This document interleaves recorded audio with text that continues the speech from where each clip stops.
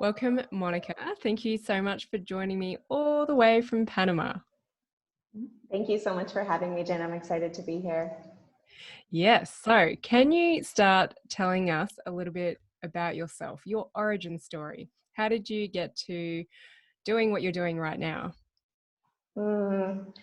It's such an interesting question. It has so many layers and different facets to the answer, but I always kind of equate it to my journey from the time I was young has been one series of leaps of faith after another. And they just keep getting bigger and bolder the more that I develop my trust in myself. And sort of the biggest leap of faith that got me on the path of spiritual wellness and Ayurvedic health was making the decision to move to California, sight unseen. So I'm originally an East Coast girl and grew up in a really traditional family where your life is pretty much predicted for you. The moment that you're born, you'll go through school, go through college, get a reasonable degree, get the husband, the house, do the thing, have the kids, build the life.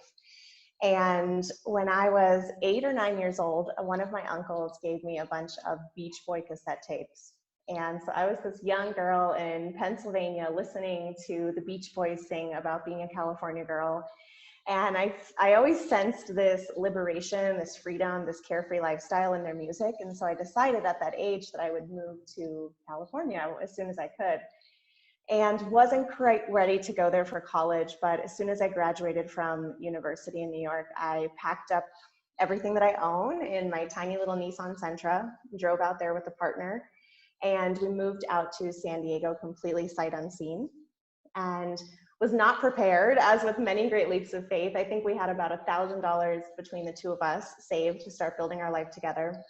And so we lived in a tent for the first month and really got immersed in this whole new world, this whole new culture of spirituality and living amongst nature and really being open to what is available in terms of sort of like new age alternative ways of thinking and approaching life. And, fortunately we're able to settle in, get a job, get a home, start to build that life together. But the more I was exposed to this other way of thinking that was not so linear, that I was kind of raised with, that was more fluid, that was more in tune with magic, that was more in tune with what's possible when I do trust myself and kind of let my dreams guide me rather than listening to the voice of expectation. It all just led me into this incredible career path of health and wellness and spirituality. Wow, I love it. It's a really common theme when I speak to people like yourself who are in this coaching and wellness space, is that they didn't follow that linear path of going to school, going to university, getting the job, climbing the corporate ladder, getting the house, getting married, having kids. Yes. So yeah, if you feel like you're stuck on that path, then know that there definitely is another way. So Mm-hmm. how old were you when you moved to San Diego? I was fresh out of college, so I had just turned 21. Right. And what did you study at university? I studied marketing and management. I took a very traditional path. I kind of dabbled in a lot of different things, and I know we're going to talk about Ayurveda, and my personality type is the one that wants all the options and very rarely likes to commit to a particular path, which What I dosha always is felt that? it's Vata. Right. Vata, yeah. And maybe some of the listeners can resonate with that. And I always found that as a source of frustration. Like, why can't I follow through with things? Why do I always need that new adventure, that next level of excitement? And I realized in studying Ayurveda and learning more about myself that it just wasn't in my nature to have that sense of longevity when it comes to particularly my career path. And so giving myself the freedom now to know that that's a part of who I am and be able to build it into my lifestyle has been such a liberation. It's been absolutely incredible. Yes, I love the doshas, and we will definitely talk about them. And I love how you'll be able to intertwine it into your own story. So you'll speak to all the Vatas out there. Oh, yeah. Oh, yes. So tell us a little bit about that journey. You opened your mind, you were in San Diego, and then what happened? You were in marketing, you'd finished this Mm-hmm. study, but what did you go on to do? Yeah. Yeah, so I studied marketing and management after trying on a whole bunch of different majors. And when I moved to San Diego, I was able to secure a job at a marketing firm. It was a small scale firm in San Diego, but we worked with companies all over Southern California. And because it was a smaller office, I was able to really quickly move my way up the ranks. And by the time I was there for just 2 years, I was the director of program management. So I was traveling all over Southern California, visiting clients and really feeling this sense of like kind of badassery that I had made this life in California, you know, coming with next to nothing, but just a dream and an open heart. And things were going really well. I was making a really, you know, great name for myself, developing a beautiful community and group of friends. And in 2008, I was introduced to yoga and meditation for the very first time. And actually, it was kind of against my will. I always tease my friend that took me to my first yoga class that I hated her for 59 minutes because so I had just come home from seeing a client in LA that day, and I was ready to unwind my way, which is a whiskey sour overlooking, you know, the sunset on the Pacific. And I got home ready to change and head to the beach. And she said, "Good, you're just on time." And I said, "Okay, for what?" She said, "I'm going to yoga and you're going with me." I said, "Oh no, girl, I got a whiskey sour with my name on it. You have fun. I'll see you when we both get home later." And she convinced me. And so I went. And anybody who's listening who studies yoga will commiserate with me when I say that it was a Vinyasa 2 hot yoga class. So lots of arm balances, lots of Sanskrit, lots of sweat. And I have never felt more awkward and out of place in my life. I had no clue what was going on. I was falling all over myself and just really kind of cursing out my roommate for the entire time. And by the end, by the time we went into Shavasana, I just, you know, all that insecurity just melted right out onto the mat. And I felt as if somebody had taken a crowbar to my heart and just really opened me up to this whole idea of what it's like to feel so present and so integrated in body, mind, and spirit. And so that first class in early 2008 really kind of whet my appetite, and I became this insatiable sponge, just absorbing and soaking in everything I could in this mecca of new age health and wellness and spiritual teachings. And so I was attending every yoga class I could, every meditation class I could get my hands on, studied a lot of different modalities and methodologies, and really just was learning so much about myself and what was possible in the world. And still working my marketing and management career, and never would have thought about leaving that position because it was really financially cushy. And later that year, you know, it's 2008, the economy was tanking for everybody. And so my small marketing firm couldn't survive the crash. And so they closed their doors in September of that year. And I immediately realized it was such a blessing. It was such a sign from the universe, because I probably would not have left that career path because it's linear. It's what I was supposed to be doing. And the minute that I got that notice that I was being laid off, I thought, perfect. This is an opening. I am not going to take another job unless it has something to do with yoga or meditation, and kind of made that commitment to myself there that I was ready for this shift to occur. Oh, incredible. And I guess that's what's happened with COVID for a lot of people. And hopefully some of them can see the opportunity in this as well. And that was my first year of working too, 2008, when there was a bit of a global financial crisis. But I knew Mm-hmm. nothing different because it was my first year of work. So I'm like, is it meant to be Mm-hmm. this busy or this quiet? I'm not too sure. But the interesting thing is, I think the health industry always thrives Oh, in yeah. crisis, because there's actually more stress, more pain, more illness during that period of time, Yes. unfortunately. All right, continue on. So what happened next? Oh, next was a whole trial and tribulation.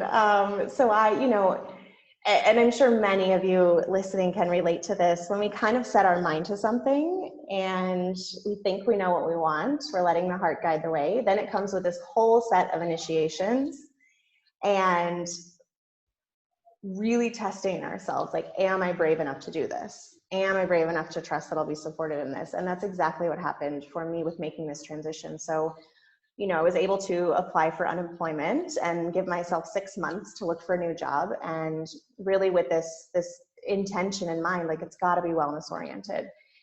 And I went to so many different interviews, group interviews, solo interviews at wellness centers and yoga studios and meditation centers and, everything that I could find. Nothing panned out, nothing panned out.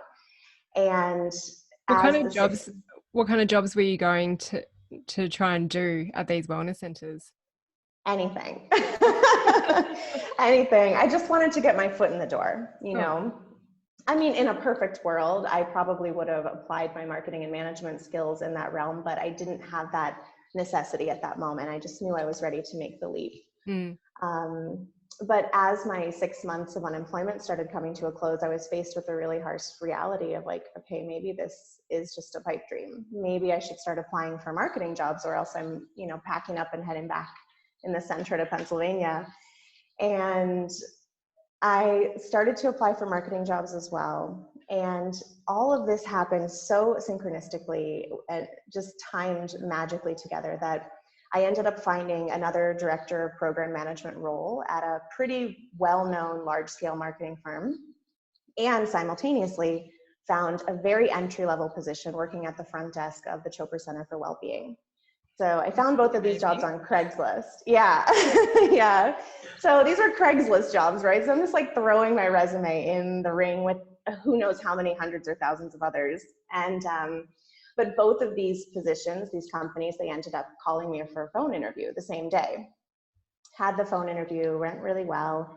The in-person interview for each position came a day apart. And then the call for the job offer for both positions came within 1 hour of each other. So first the marketing, yeah, exactly.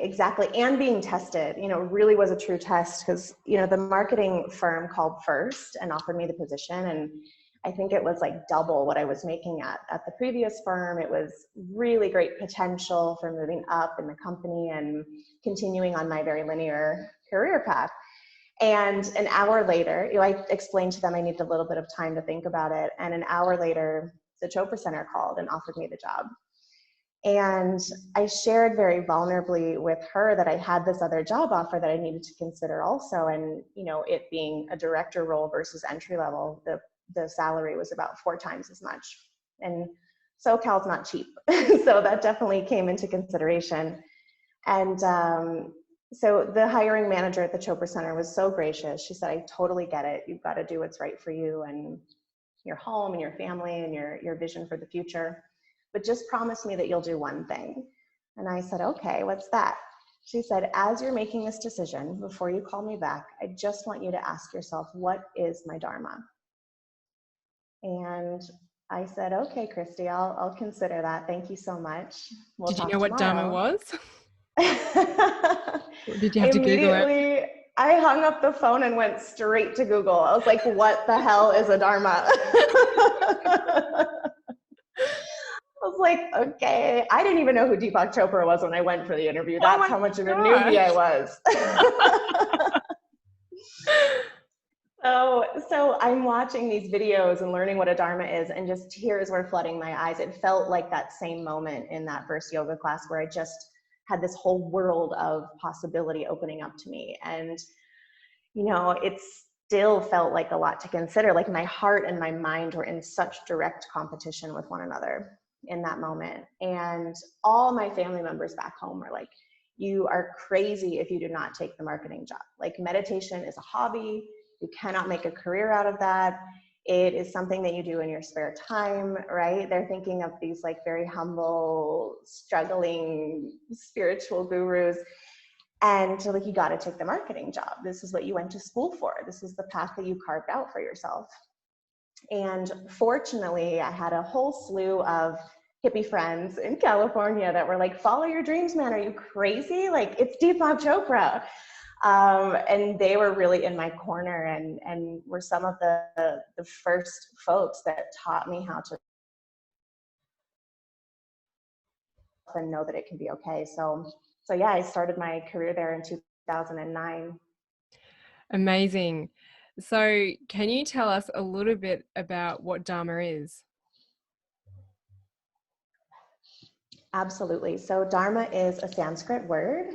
and Sanskrit is an ancient language, much like Latin or Greek.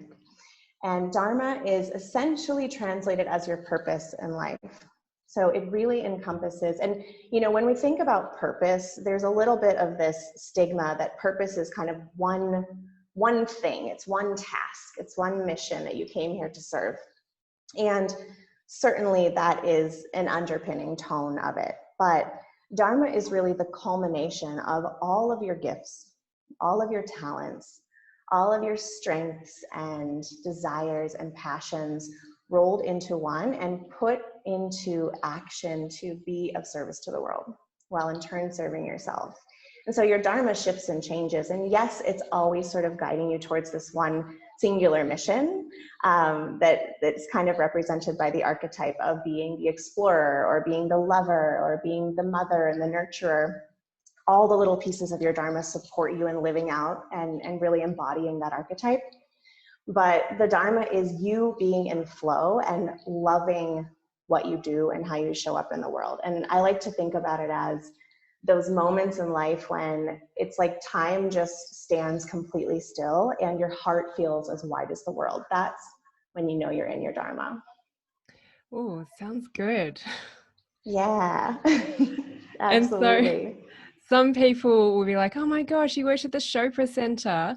And they know Deepak Chopra. He's written a lot of books out there, and some people won't know him. I know that Deepak Chopra was kind of one of my introductions into this realm. I was working in Brisbane, I was house sitting, and I pulled Quantum Healing off the shelf, which is, I believe, one of his first books, along with Perfect Health, which It's is an early one. yeah, I recommend to everyone. And I was like, wow, this is this medical doctor who is talking about the spiritual realm. But I'll hand it over to you. Who is Deepak Chopra and the Chopra Center? Yeah, thanks for that beautiful segue. And it's so true. Deepak was one of the first sort of pioneers of merging Western medicine with Eastern philosophy here in the US. And he follows a very similar path. It's like what you shared. A lot of us are kind of raised to be linear in the way that we approach life, and studied medicine as prompted by his family, as what was expected by him, and became a really incredible, Western trained doctor.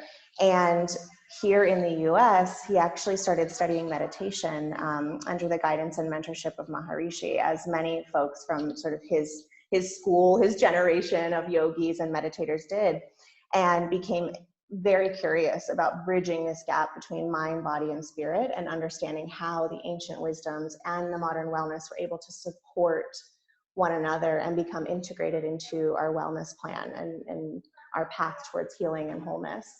And so Deepak and another gentleman by the name of Dr. David Simon, who has since passed, they co-formed the Chopra Center for Wellbeing. And it's actually, the doors of the physical center have since closed, unfortunately, just a couple of years ago, as a matter of fact, but they still have tons of teacher trainings online, as well as in-person retreats when that's available again, all around the world. Yeah, right. And so what was your experience when you got to work at the Chopra Center? Because was that, another leap of faith and opened more doors for you? Oh, definitely. Definitely. Yeah. I mean, coming in off of a director role and being entry level at a front desk was a whole experience, very humbling in and of itself. But I just went in with an open mind and a beginner's mind and this willingness to learn and be guided. And oh, the things that it opened up in my life are unreal. I was able to go deep into all of these different methodologies and teachings, and ended up receiving my certifications there in primordial sound meditation, perfect health, Ayurvedic lifestyle, which is based on the book Perfect Health that you mentioned, and 7 spiritual laws of yoga, a hatha-based yoga teaching. And really quickly was able to work my way up there. Started managing the guest services team and overseeing the retail space. So putting my management and marketing degree into use once more. Teaching at various seminars and hosting retreats and workshops and classes for our individual guests that would come in from all around the world. And then eventually, in my last few years there, I was actually managing a brand new department called Workplace Wellbeing, where we bring the teachings of mindfulness, stress management, mind, body, spirit wellness into corporations. So we would host personalized incentive trip retreats. We would speak at conferences and deliver curriculum to large audience, and in some cases going into corporations and developing in-house wellness programs with them. Oh, that sounds so good. Yeah, so needed. And what about your journey with Ayurveda? Can you tell us a little bit about that? Yes, absolutely. And I'm sure you might be able to resonate with this, Jen, and maybe some others too. When I first heard this word, actually, I remember sitting in a coffee shop in this little beach town in San Diego when I first moved there, and I picked up like one of the, SoCal wellness magazines. And there was an article about Ayurveda. This was before I worked at the Chopra Center. And I'm reading this thing and I'm like, Ayurveda? What is this? I had never heard of it before, ever in my life. And, another pinpoint of curiosity, and kind of just let that seed marinate.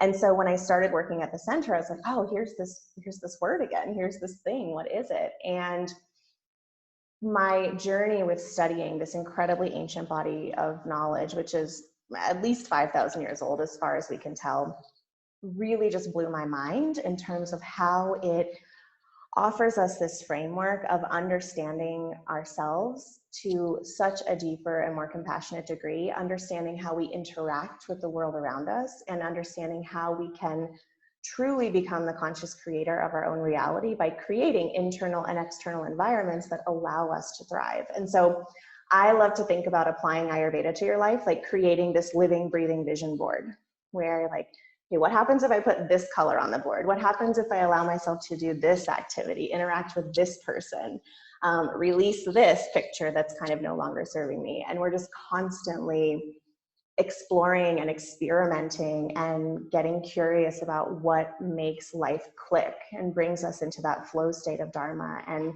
Ayurveda is the Sanskrit word that literally translates to science of life. And I think about it as being in a science lab 24/7 and just getting really playful with the experiments of this human experience.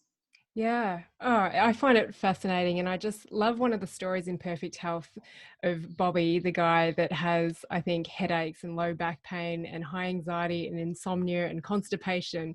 And that if he had gone to a conventional doctor, he'd probably go to the gastroenterologist for his constipation. He'd be giving sleeping tablets for his insomnia, a Yes. painkiller for his headache, and maybe go to see a physical therapist for his low back pain. But actually, Ayurveda looks at the person as a whole and their true nature and how they're meant to express themselves down to their environment, their food, their habits. And you talked a little bit about your Vata, and Bobby was a Vata in that book. And that actually he can get all of those treatments from one Ayurvedic practitioner. Yes, absolutely. And Western medicine, for all of its gifts and blessings, is very symptomatic in its approach, and Ayurveda is systematic, where we're really understanding, why is he having lower back pain? Why is he having restless nights? Where has he betrayed himself and his purpose and his own inner voice? And how is that manifesting in the physical? Where can we implement really easy, fun, sensory lifestyle rituals and routines to start to bring him back into equilibrium so that there's harmony in the body instead of pain? Yes. And now you do a number of other things. You don't just focus on Ayurveda, even though it's amazing. Can you talk a little bit about how you integrate Ayurveda with how you work with clients? Yes, absolutely. And Ayurveda is a huge central piece of my work. It's so important for us to unwind and unravel the discomfort, the tension, the toxicity that we are experiencing in this physical human form, because when we are in that space of restriction or pain or resistance, it's really hard to tap in the spirit. It's difficult to have this conversation about my dharma, my purpose, and being in flow, and we're like, getting out of bed hurts. And so Ayurveda is really like one of the foundational tools, along with meditation, to start to release some of that constriction, move out some of the toxicity. And approach our daily life, our daily devotions in a way that create health, harmony, and balance instead of destroy it through unconscious decisions. And once we start to create that new pathway for ourselves and start to experience a little bit of that harmony, that's when I love to go into deeper conversations around chakras and energy healing, spirituality and connection to the divine, and really awakening to your passionate purpose in life. And I'm kind of I dubbed myself with this title of a Dharma instigator, because the thing that I love more than anything in the world is getting people aligned with what just completely lights them on fire so that they feel that joy every single day.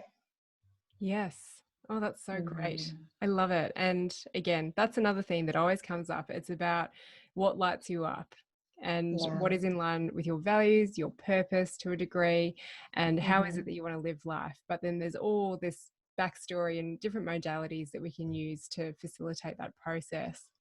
Mm-hmm. So, on this journey of opening your mind and your heart and discovering all these new modalities in the wellness and spiritual space, did you uncover some of your own personal stuff?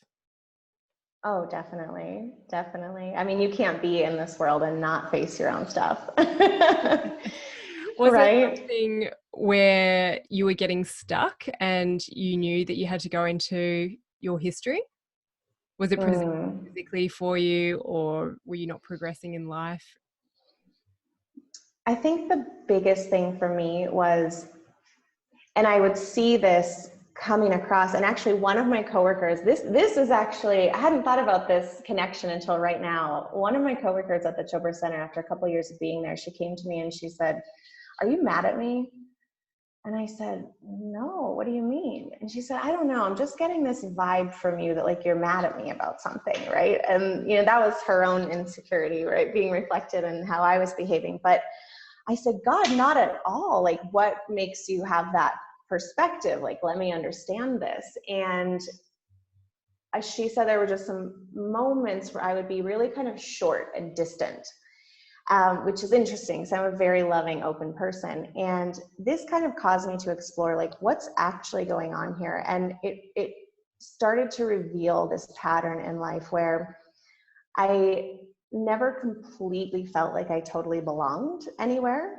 And so I always had to like prove myself or be the most serious one or be the most focused or be the high achiever and make people proud and get the gold star. And if I would come up against these moments of feeling like I were not being perfect, there would be this underpinning of self-doubt of like, will I be kicked out of this community? Like, will people start to realize that I don't have value, that I don't have worth?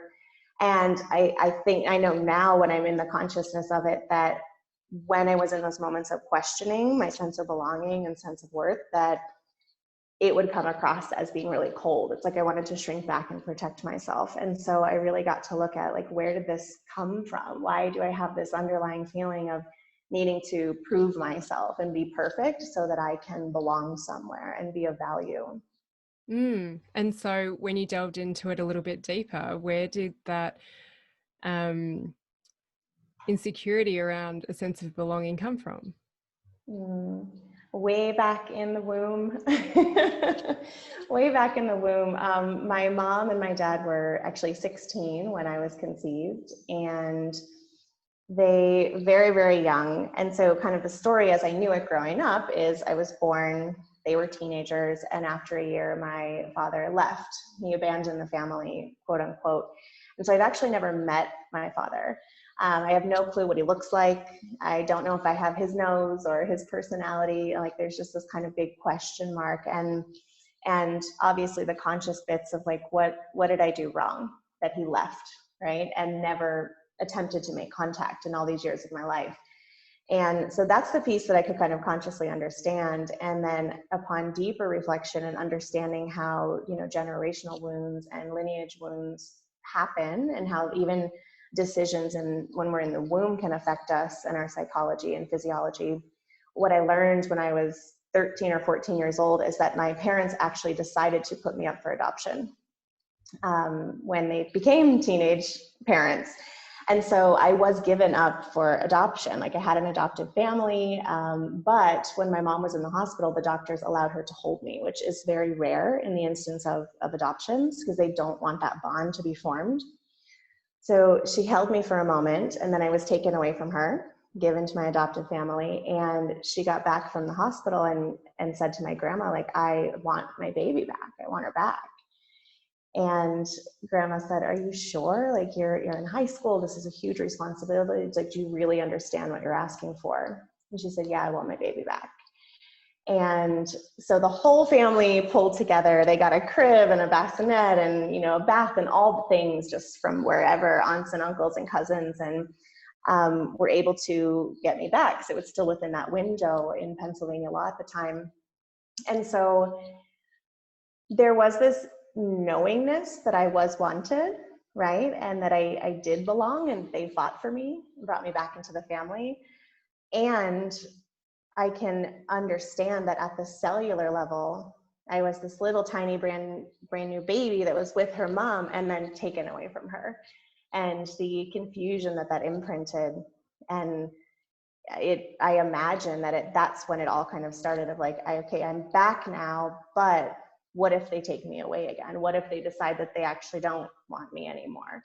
And so, you know, to give props where they're due, my 16-year-old dad did try to be around for a little bit, but he thought that I wasn't going to be a part of the picture. And so he ended up removing himself from the scene.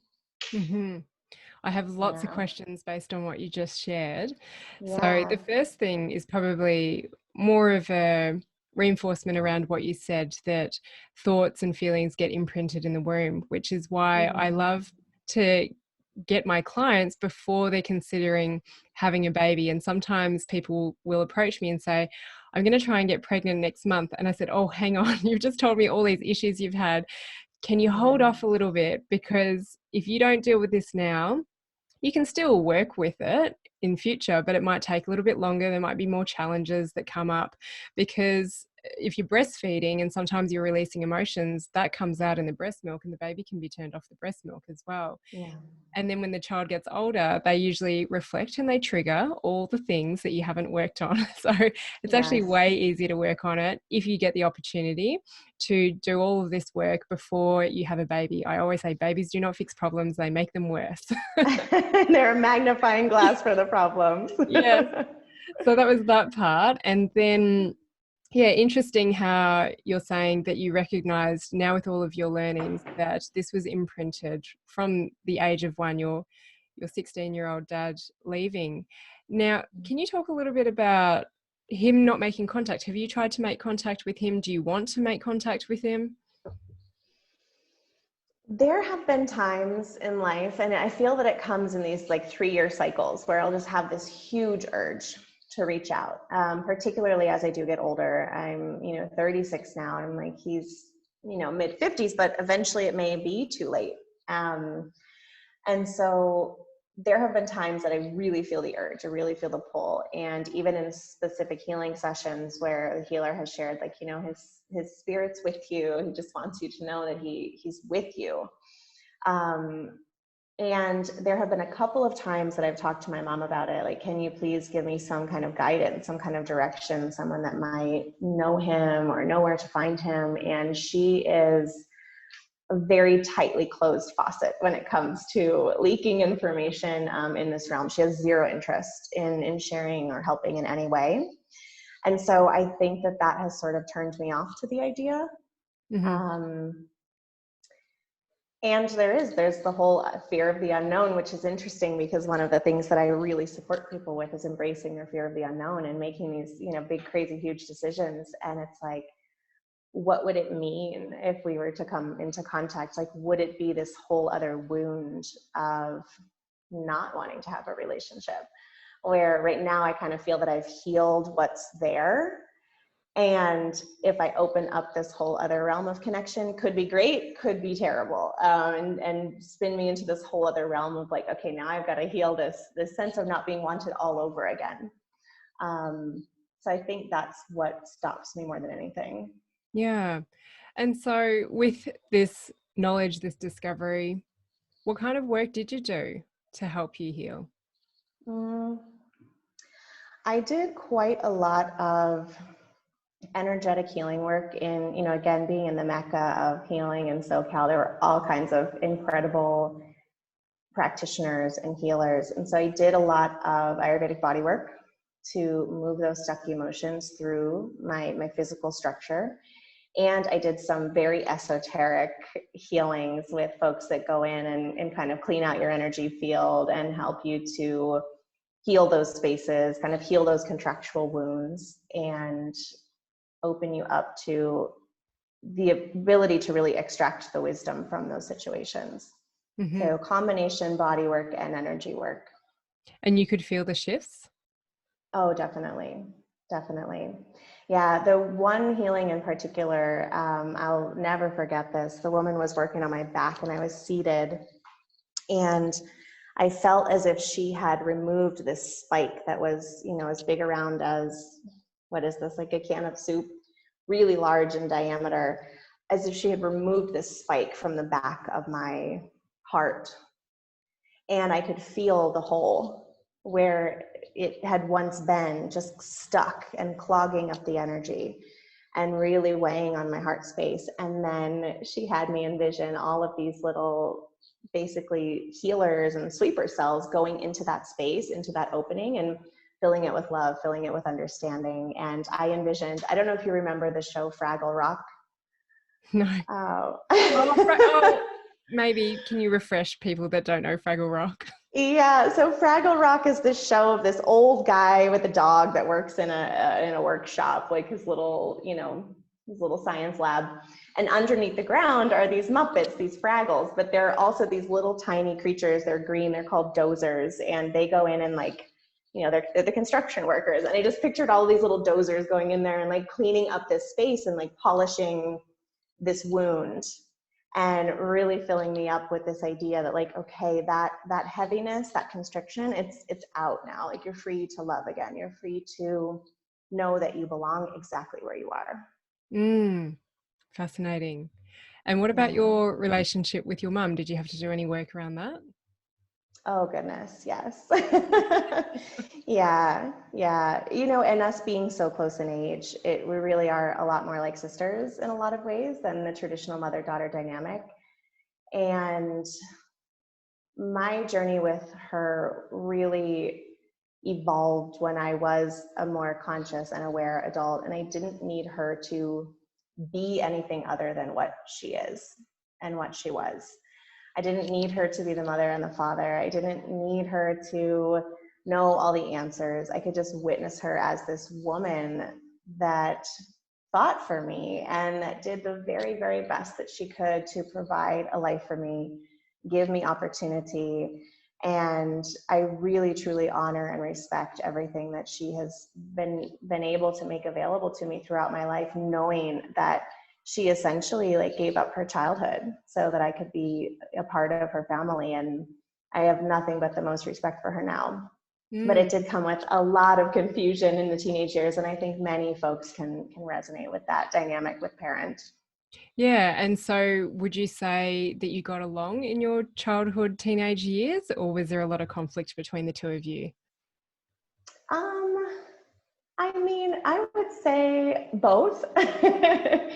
A little bit of both for sure. I think that we had a lot of fun together, and we really did have this fun like sister dynamic. And I was always able to tell her everything and anything that was going on with me, with boys and with, drugs and alcohol and just being a teenager and the things you want to get into. And she was always just an open book. I could bring anything to her, and very rarely would she judge me or chastise me and all of that.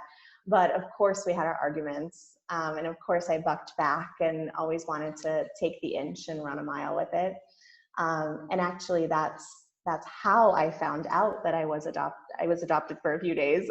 We were in a real bad fight, and she said this really quick comment that I barely even caught, that was something along the lines of like, oh, I never should have asked for you back. Mm-hmm. And I was like, what does that mean? Just out of the heat of the moment, anger, it slipped from her lips. And a lot of badgering on my end. And she finally shared with me what had happened. But I think in general, we had a pretty close relationship, but just in my nature to buck back against that. Yes. And Mm-hmm. so a couple of things in that. I'm wondering, did you have many conversations with her about those early days? And then the other thing is you've come to a real place of acceptance and you see her for who she is. So Mm-hmm. you've done a lot of your own work. And I'm Mm-hmm. wondering, did you bring her into conversations and did you share with her the work you were doing? Because some people think that they have to go and talk to the person in their life that, not that she was an issue, Mm-hmm. but, part of, the reason. Mm-hmm. Whereas often when I find when you work on yourself, and sometimes Yeah. like your dad's not here, but you can come to a Mm-hmm. sense of peace of it, you don't actually need to converse with the person. So Yeah.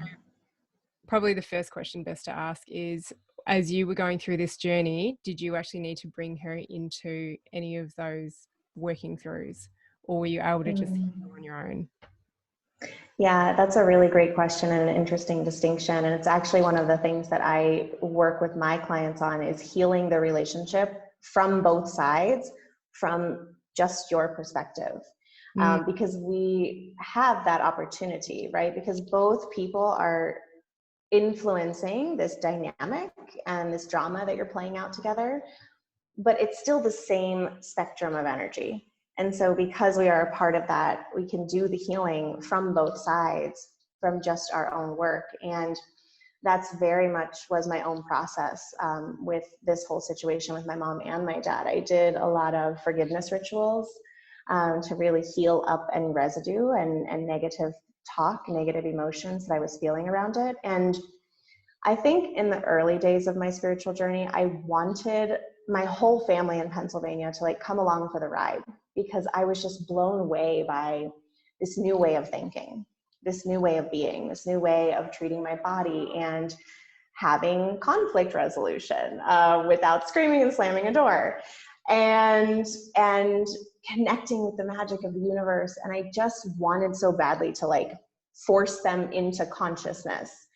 And even though it came with well intentions, there was a shitload of judgment that was behind that, right? Like, why are you doing it this way when you could have it like this? And I think in those early days, I probably would have wanted her to go on her own healing journey, to deal with the wounds that she was imprinted with in these early days. And, even before I came along, but I didn't need her to for my own healing path. I just kind of really, really wanted her to. And the shift came when I let go of all of that, of like needing them to be a certain way or adopt a certain belief or be more conscious. And I was just able to share more of my open heart and more of my sense of spiritual connection and life purpose with every visit home, that there are these beautiful shifts that are starting to happen within my family. And it is like that old adage, like if you clean your side of the street, you'll inspire your neighbors to do the same. And it's really beautiful to witness that in practice. yes. Yeah. I just random thought. I don't know if I should even share it on here, but I remember a couple that I used to live with, and his wife always would go out to the veggie patch and clean up the garden, and he never would. And then all of a sudden, after a few months, he was like, that actually just looks really good. And then he got involved. And I think those analogies are great, like cleaning up your side of the street, because you can't go and change anyone. You have to change yourself first. And then usually through that, Mhm. you can inspire change in others. Yes, absolutely. And the real liberation is that you don't need them to change anymore, True. because you are so rooted in your own shift that you, like, as I was saying, I can just see and love and respect her for everything that she is and everything that she's been through. And if she never changes or never reaches a certain level of quote unquote spiritual awareness, whatever the heck that is anyways, it doesn't even matter. Right? Yep. Because my perspective is just pure love, pure compassion from accessing that within myself and my own healing. Yes. So I think you've answered it in there, but my other question around that was, do you talk to her much around this history and your growth? I think during the time that it was all coming up and I had a lot of questions, I would approach her with it when I needed to talk about things. But she's very much a woman that, like, stubbornly, the past is in the past and we are here now. So why bother digging it up? Without really seeing the value in, like, yeah, but I'm having these challenges in my life right now, this stress, this physical pain, this emotional constriction and inconsistency because of these unhealed spaces in my past. That's not her perspective or her MO at all. So I think we'd have like little bits of conversations here and there, but I've never sat her down and been like, oh my God, let me tell you about this freaking healing journey and the time that I removed your wound from my shoulder. And I think it might be a little bit too much. Like, she's just starting to get into crystals and essential oils. So. And so you did this work, and I'm sure there's other work, as we always have ongoing work to do. But it sounds like this was a pretty deep wound that you were holding that was maybe causing this lady to feel like you were mad at her. So what changed for you after you did this deeper work in relation to this? I mean, the interesting thing, and I guess the unexpected thing, was the level of confidence with which I was able to carry myself in the world, because I didn't. And it's not to say that I do not come up against this, because I'm human and we want to belong. We want to be held and adored and admired by the world and accepted. But I felt that I didn't have anything left to prove anymore. I didn't have to go get the next degree. I didn't have to have a certain size home. I didn't have to be the best. I could just be myself and do the thing that came naturally and do the thing that made me happy. And in doing so, I started having more success. I started having more opportunities. I started being able to travel and eventually start my own business, because I let go of all of that expectation of being the perfect one and following all the rules and crossing all the T's. And it just opened up this whole new way of being, where it's all just stemming from confidence and compassion. And I don't even know what's going to come next. And that's kind of the beauty of it. And it so perfectly suits a Vata who doesn't want to have all the answers, right? Like, you want to have that spontaneity in life. And I think that's really the biggest shift. Cool. Can you go into a little bit more around Vata? Because this work is about getting to know who you are, and you do have a particular nature. Maybe a quick summary of the doshas, and then focusing on Vata, because you probably know that best. Yeah, I've got an intimate relationship with all the doshas just from my clients and my relationships, but oh gosh, high level, 5,000 years of wisdom in 5 minutes. Is it possible? Oh yeah, of course. Everything's possible. So just a little snippet, a little teaser. So as I mentioned, Ayurveda is the science of life. And just like modern science, which is based in the periodic table of the elements, of which there are 100 and some now, it continuously grows. Ayurveda, as the science of life, is also rooted in a system of elements, but here there are only 5. And these are known as the Mahabhutas, which are space, air, fire, water, and earth. And these 5 elements comprise absolutely everything in the entire universe, according to Ayurvedic sages. And these elements combine in very physical ways, right? Like, we can understand when we think about these concepts of fire, water, space, we can understand the physicality of what that means. And there is an archetypal energy that is associated with those elements as well. So space is all about potential. Air is the archetype of movement and change. Fire represents transformation and progress.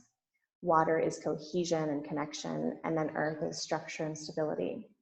And so when these 5 elements combine in certain combinations, they create certain doshas or personality types. And even though there are literally countless number of ways that these 5 elements can be combined in different ratios, I like to think of it like an Italian mama who is making her special famous sauce. Like God is the Italian mama.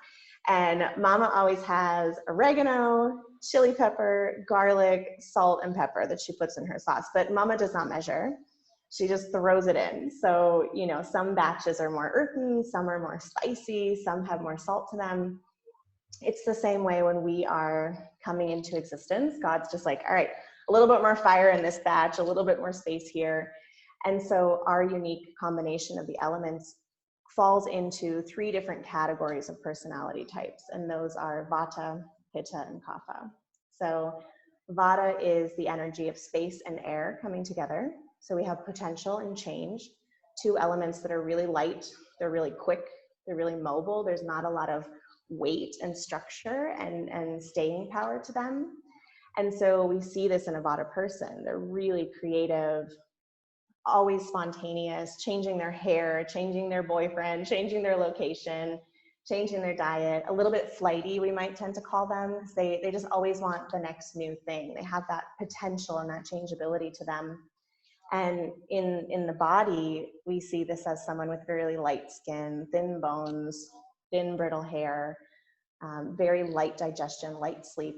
Just there's not a lot of stuffness to space and air. So we see that in the Vata person. And when Vata becomes disrupted or out of balance, we could call it, and there's too much space and air, the stress response of that is becoming extremely anxious, feeling like a propeller that is totally spinning out of control and is lost in outer space somewhere. And so there's this whole idea of doubt and worry and insecurity because there's nothing grounding it and moving it forward. So each dosha comes with its gifts and its curses, right? And it's about balancing that.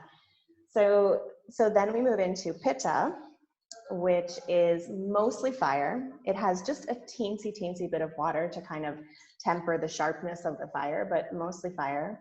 So if you think about a fire, right, it's bright, it's charismatic, everybody wants to gather around the fire and they're just intrigued by its mystery and it draws you in. And that's exactly what a Pitta person does. They're really great leaders, very sharp intellect, sharp tongue. They are big thinkers and strategists, and they know how to like get people to rally and get behind a cause and drive the mission forward. And we see this in their body too, like really fiery digestion, red skin, irritation can occur in the skin because there's so much fire there, early signs of baldness and aging in the skin from that excess heat that's built up. But that fire is really the one that moves us forward in progress. And when there's too much of it, it's like we're just scorching everything from the inside out. So Pittas experience a lot of indigestion, heartburn, acid reflux. In the mind, they become extremely irritable, aggressive, judgmental, impatient, all those things where we're like, dude, just take a chill pill. That's Pitta at enraged when we have that response. And again, it's just about, okay, there's too much fire here. How can I bring in the other elements to cool it down, chill it out, bring more playfulness in, and not take life so seriously? And then our final dosha personality type is Kapha. And this is a combination of water and earth. When we bring those 2 elements together, we get clay. And if you think about clay and how moldable it is, how soft it is and supple, that's a Kapha person. They're really easygoing, very loyal. They have that staying power to be in careers and relationships and homes for a lifetime, right? Because they just kind of like dig their little roots in and commit to one thing and doing it so well and being the supportive nurturer that holds everything together and creates that structure, that connection, that community.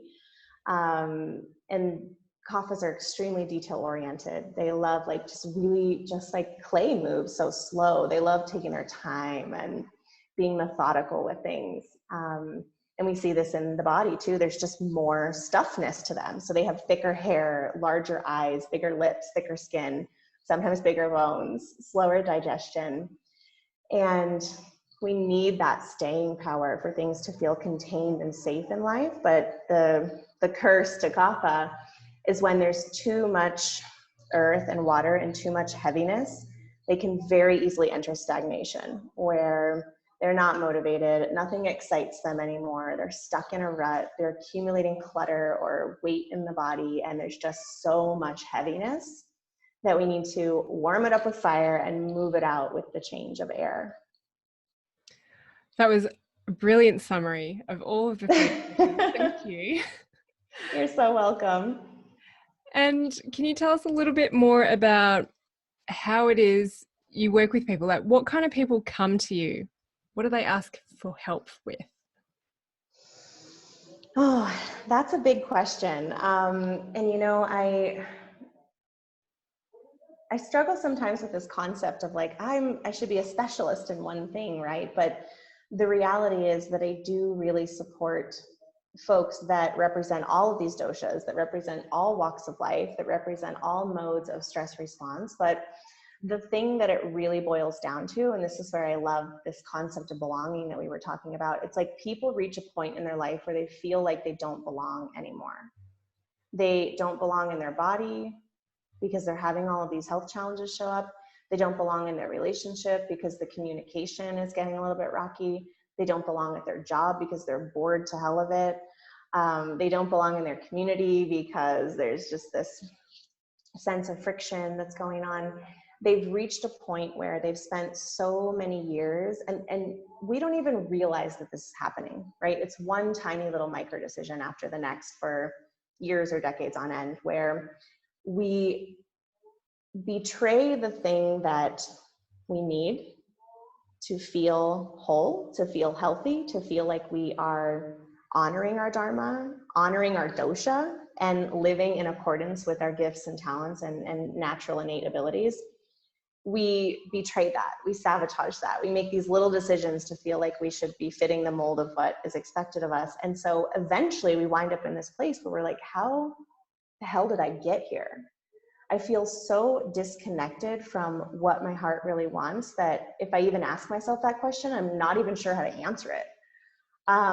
So what I really help people with is moving from that sense of like, how did I get here? I feel like I don't belong, and coming back home to the heart of who they are and experiencing that as vibrant health, emotional relationships, beautiful, communicative conversations, and connection to spirit.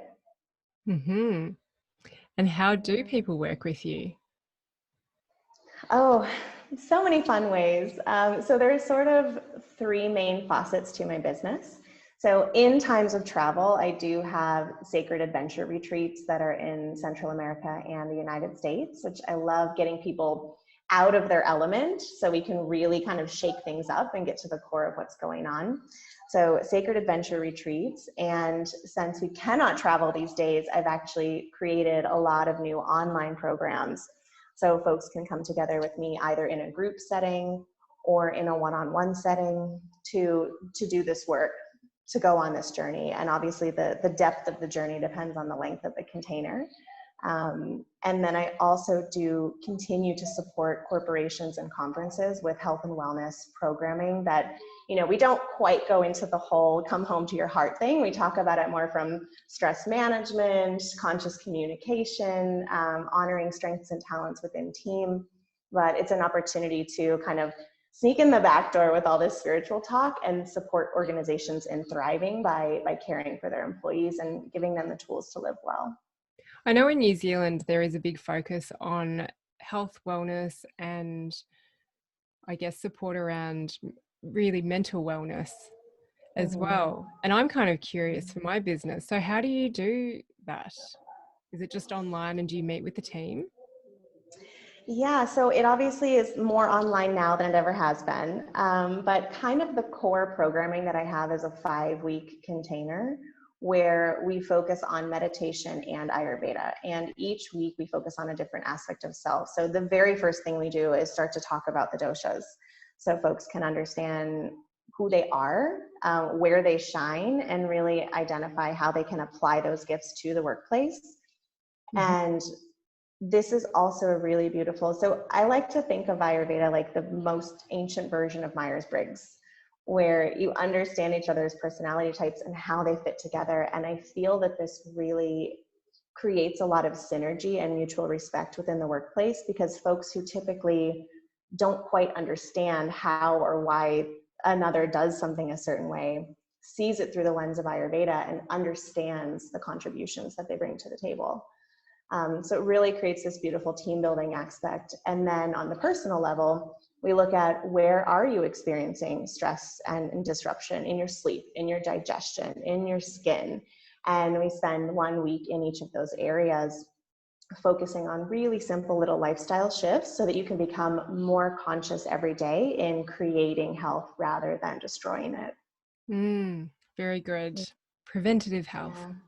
Yes, exactly. Exactly. And Monica, where can people follow and find your work if they want to look into it and stalk you? All stalkers are welcome. Please come. But if you stalk me, let me know. Reach out and say hi. So my website, my company is called Soulbare Wellness, and it's Soulbare, not like the animal. It's Soulbare like threadbare. And so soulbare.com is my website. I'm on Instagram at Soulbare as well, Soulbare. And then Facebook, I just go through my personal page because I love creating connections with people. So I'm Monica Sue Graves is my URL there. Amazing. Thank you so much. And I'm really happy that the Wi-Fi stayed intact for us. I think it dropped out one tiny bit at the start. Yes, for both of us being in a strange country sandwiched with water from every direction, I think the tech gods were working in our favor. Well, and it's not raining for you, is it? When it rains in Panama, the Wi-Fi goes down. Completely. All last week I was in and out, and I was just like, okay, why am I here? Be patient. It's okay. Just breathe. Fortunately, it's all sunny skies this week. Amazing. Great timing. Well, thank you so much for joining us and sharing your story and all of your knowledge that you've built up along your journey. Thank you so, so much. It's seriously an absolute pleasure to be able to share and have this beautiful, candid conversation with you. And I'm really sending all my love to those who are listening, that you all can feel inspired to live your most vibrant and whole life possible. Yes, and definitely reach out to Monica if you resonate with what she's said. Just send her some love for getting on here and sharing her story. And if you want to look into doshas a little bit more, I highly recommend that you have a look at her work. Thank you so much.